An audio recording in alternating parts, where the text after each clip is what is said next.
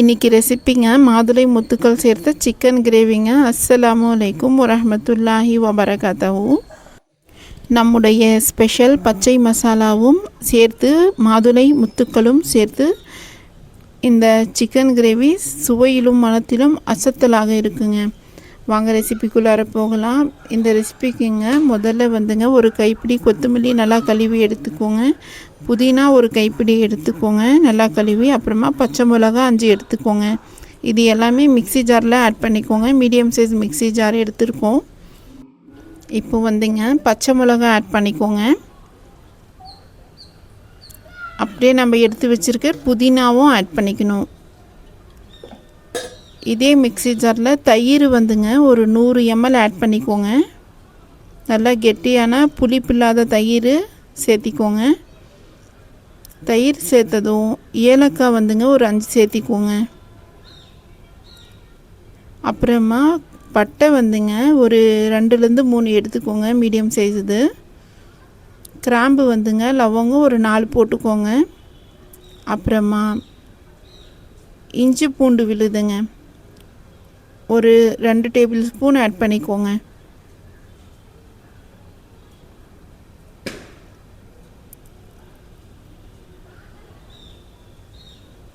அப்புறமா எலுமிச்சை சாறு ஆட் பண்ணிக்கோங்க. பாதி எலுமிச்சை சாறு ஆட் பண்ணிங்கன்னா போதும்.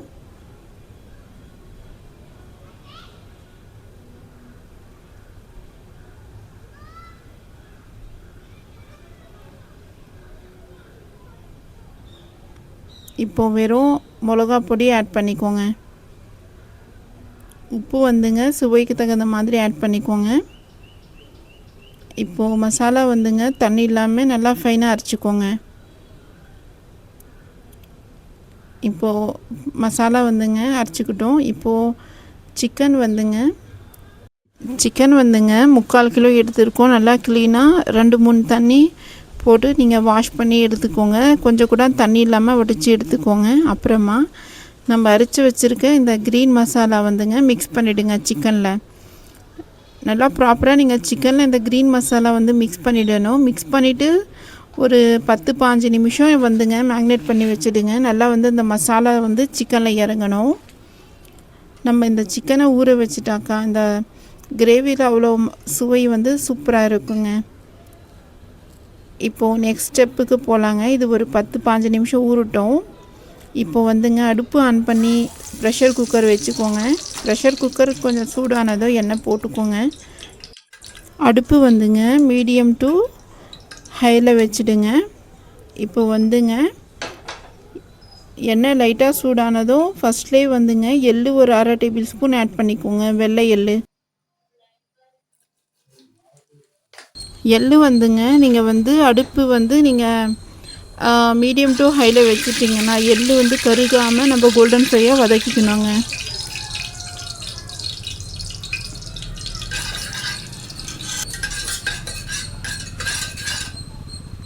இப்போ எள்ளு நல்லா கோல்டன் ஃப்ரையாக வந்துடுச்சு. இந்த சமயத்தில் நம்ம மேக்னேட் பண்ணி வச்சுருக்க சிக்கன் ஆட் பண்ணிக்கோங்க. சிக்கன் போட்டதுங்க அடுப்பு மீடியம் டு ஹை ஃப்ளேமில் வச்சுடுங்க. வச்சுட்டு நீங்கள் 2-3 நிமிஷம் இந்த சிக்கனை நம்ம மசாலாஸில் வதக்கிடணும். அப்போ தான் சிக்கனில் மசாலா நல்லா இறங்கும். கிரேவி செம்ம டேஸ்டியாக இருக்குங்க. அப்புறமா நம்ம இந்த மிக்சி ஜாரில் இருந்த அந்த மசாலாவும் கொஞ்சோண்டு நம்ம அந்த பேனில் வச்சுருந்தோம் பாருங்கள் சிக்கனு மேக்னேட் பண்ணி, அதுலேயும் கொஞ்சம் அந்த மசாலா இருந்துச்சு. அது கழுவி ஒரு 1/2 கிளாஸ் தண்ணி போட்டிங்கன்னா போதுங்க. இப்போது அடுப்பு ஹை ஃப்ளேம்லேயே இருக்கட்டும். இந்த சமயத்தில் கஸ்தூரி மேத்தி இருந்துச்சுன்னா கொஞ்சோண்டு ஆட் பண்ணிவிடுங்க. கஸ்தூரி மேத்தி போடும்போதுங்க சுவை நல்லா சிக்கன் கிரேவியில் எடுத்து கொடுக்கும். அப்படி இருந்துச்சுன்னா போடுங்க கஸ்தூரி மேத்தி, இல்லைன்னா நீங்கள் ஸ்கிப் பண்ணிவிடுங்க. அப்புறமா அடுப்பு ஹை ஃப்ளேம்லேயே இருக்கட்டும். மஞ்சள் தூள் கொஞ்சோண்டு ஒரு 4 பிஞ்சு போட்டுக்கோங்க. இப்போது அடுப்பு ஹை ஃப்ளேமில் வச்சுட்டு நீங்கள் தட்டு மூடி ஒரு 2 நிமிஷம் நல்லா கொதிக்க விடுங்க கிரேவியை.